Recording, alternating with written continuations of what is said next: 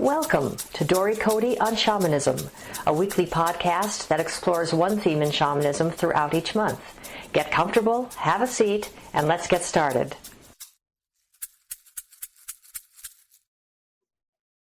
Welcome to episode 80 of this month's topic on weather spirits. This week we are going to explore what does it mean to be in right relationship with weather spirits.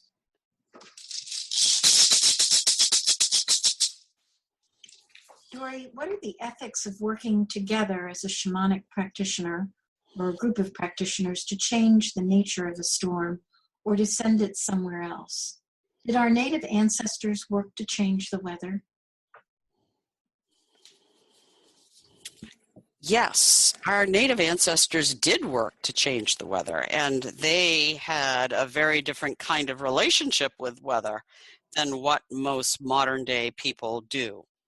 So here's what I understand from several years of practice of weather shamanism is that it really is not ethical to come together as a group of practitioners to try to change the nature of a particular weather pattern.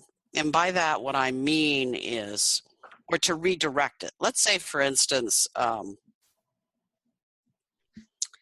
you live in the Midwest and, your fields are all dry because you haven't had rain in months. And, there's a group of practitioners who see that there's a big storm on the western seacoast, and you come together and you work to try to move that storm away from the western seacoast and into the Midwest so that these people will get rain.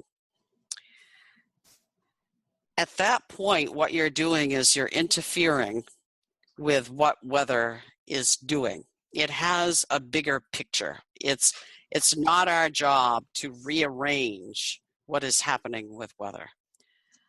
However, at the same time, what we do as practitioners is communicate with the weather and inquire about who they are. So let's say, for instance, using this as an example, this big rainstorm along the western seacoast, and why are you here? Is it possible for you to spread yourself a little bit wider? Is there a possibility that you could move into the middle part of the United States and drop some of your moisture there? If not, can you tell me why that isn't possible? And work with it in that way, as if you are working with a being that you have high regard and hopes for. And know that changing the weather is not our job.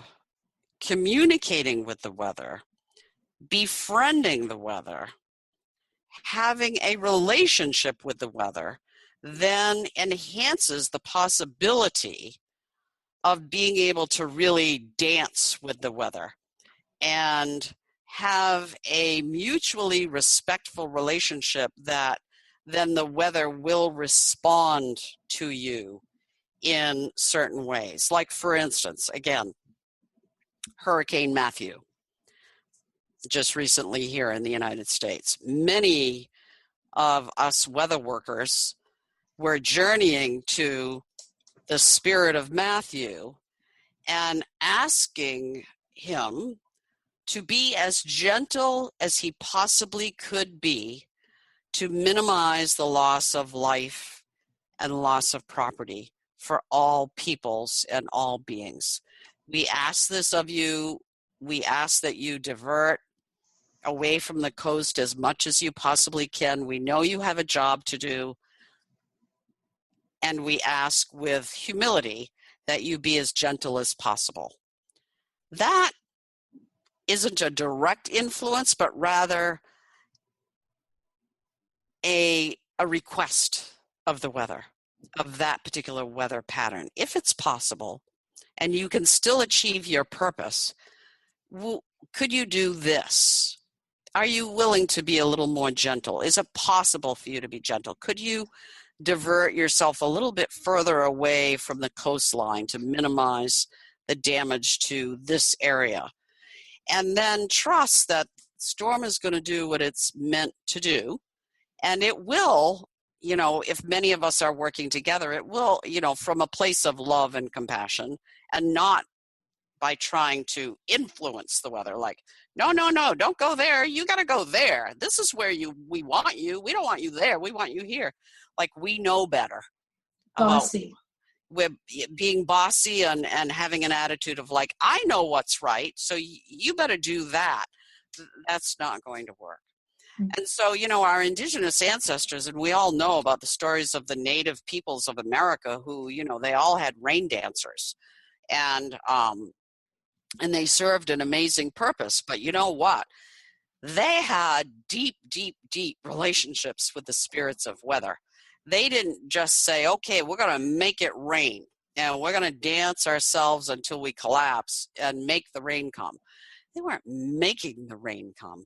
They were dancing and honoring the spirit of rain and invoking its presence, asking it to come close. Come close. I really like you. I really love you. Come close. Come here. Thank you for coming.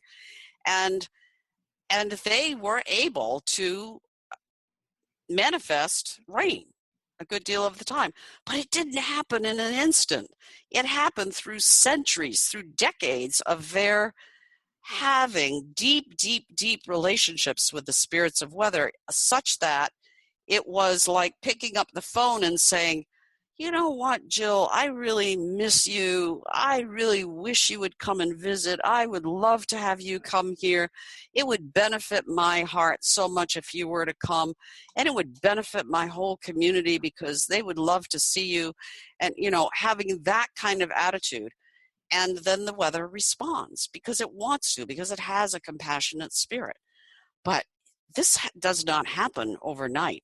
We have demonized the weather for a couple of centuries now, and we as practitioners have a lot of work to do to once again befriend the weather and understand its compassionate heart and work with its compassionate heart so that we have a reciprocal relationship. Mm-hmm. To adjust the collective.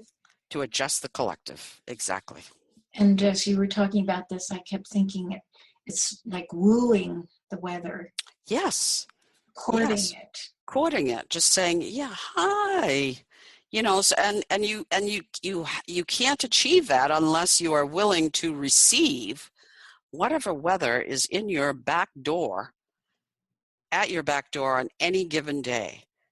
I'm one of those people who used to really not like snow. Mm-hmm. And, and even though I grew up in Maine, I really did not like snow, except maybe when I was a kid and I had no responsibilities and I could just go out and play in it. Now I have a different relationship with snow. I greet the snow. I respect the snow. I don't always want to drive in it, and that's okay. That's my choice. Like, snow, you're here. You know what? I'm not going to drive in you because I don't feel safe, but, it's good that you're here. And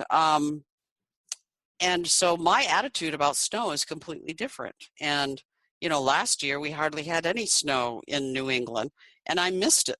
Mm-hmm. Oh, wow. Where are you, snow? You can come back. It's all right. It was all in Boston the year before. It was all in Boston, right? Exactly.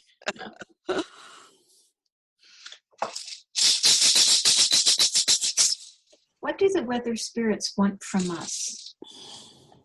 Great question. So I've touched on this several times here in these last few weeks, but what the weather spirits want from us is recognition and attention. Recognition and attention and a relationship with us. So we must really open our heart and greet the weather, whatever it is on any given day. Walk outside and say, hello breeze, hello wind, hello rain, hello mist, hello fog, hello cold breeze, hello whatever. Greet and say, I'm willing to open my heart to you. Thank you for coming. That's what the weather spirits want from us. They want to be in a reciprocal relationship with us. They want to be greeted with interest and with respect, rather than with grumbly attitudes about the ways in which they might be impacting us that we find inconvenient. And they also want witnessing, don't they?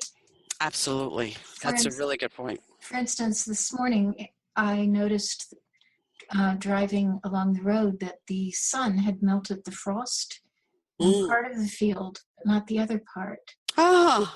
And I'd never seen that before, and the color change was just beautiful. Mm-hmm. And now I'm thinking that I was witnessing both the weather of frost and the power of sun. Yes. So they want us to pay attention, right? Yes, absolutely. Pay attention to their presence, pay attention to how they're dancing with us, pay attention to how they're impacting the beauty of our lives, how they're playing with us, really. You know, like you noticing that, that's honoring their presence, rather than just driving by and not paying any attention at all, or grumbling about the fact that, oh my God, we've had a heavy frost, this is not good, all the tomatoes are going to die. That's like all negative, rather than saying, oh, hi, frost. And have you ever looked at frost up close? It is so beautiful. Mm-hmm. It's magic. It's like snowflakes on grass or snowflakes on your window pane. The patterns, the beauty is just astonishing. And it's brought its beauty to you. And acknowledging that is all it truly asks for. And we call it Jack Frost. Right.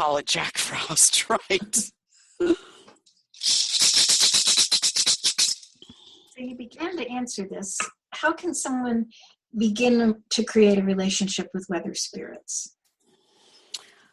Well, surely a person can do some of the things that we've just been talking about, which is, open your heart, open your mind, stop grumbling, be grateful for whatever the weather is on any given day and any given moment.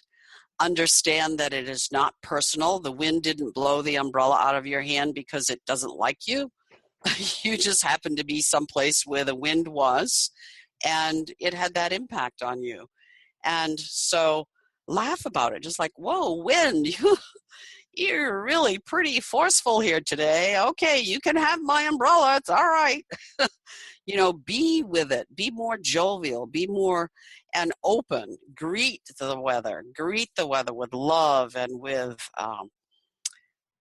an open heart and with an attitude of awe, and try to be open to how the weather can be incredibly inspiring to your day if you allow yourself to truly open to it.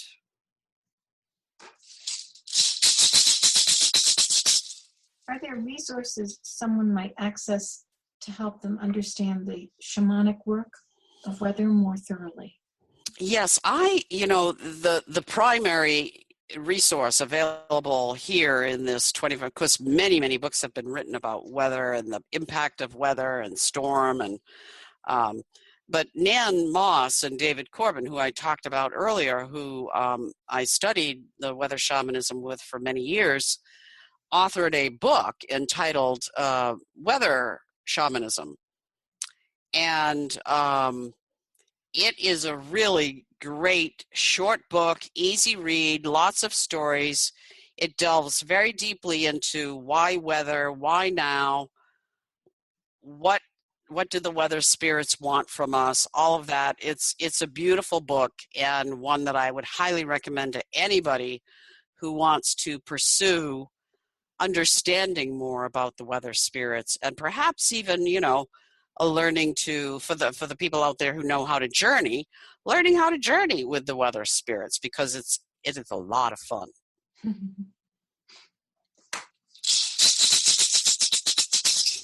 This completes all of our prepared questions on the topic of weather spirits. Do you have anything you'd like to add? No, just as an afterthought, I would like to say, though, that this book, Weather Shamanism, is available on Amazon, I'm sure. And the names are Nan, N-A-N, Moss, M-O-S-S, like the moss on the ground, and David Corbin, C-O-R-B-I-N. Thank you. You're very welcome.